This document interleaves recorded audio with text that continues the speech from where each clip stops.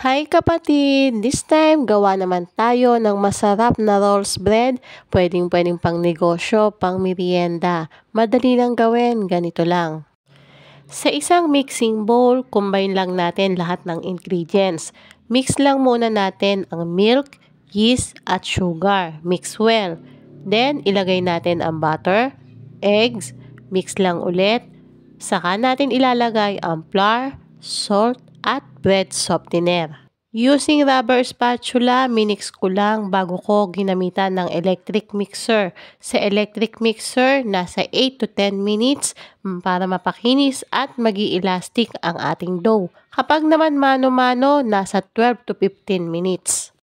After sa pagmasa, same mixing bowl na rin ang kinamit ko. Nilagyan ko lang ng konting oil ang paligid ng bowl at ibabaw ng dough para di manikit ang dough sa lalagyan. Cover with plastic at i-rest ng 1 oras hanggang 1.5 oras or hanggang mag-double size na ang ating dough. Sa filling naman, combine lang ang sugar at cinnamon powder. Mix until well combined, then set aside muna natin. After mag-double size na ang ating dough, pwede nang i-punch ang gitna to release the air. Pwede nyo nang i-flat sa malinis nyong table, maglagay lang o magdust lang kayo ng konting flour. Pwede kayong gumamit ng silicone mat. Pwede rin naman diretso na sa table. Pinalat ko lang ang dough into rectangle. Then magrarab lang tayo ng butter sa buong dough or spread nyo lang ng pantay saka ilagay ang sugar cinnamon mixture.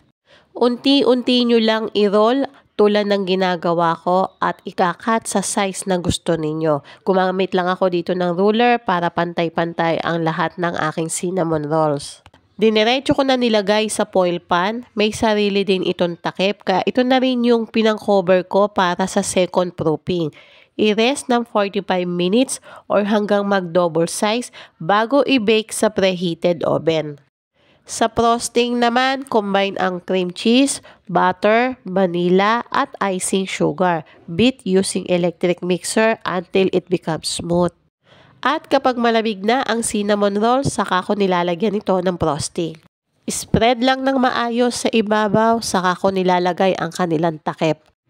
Madali lang siyang gawin, convenient pa ang itsura, na tsak papatok pa sa panlasa. Yun lang, sana'y makatulong sa inyo ang bidyong ito. Thank you for watching. Bye-bye!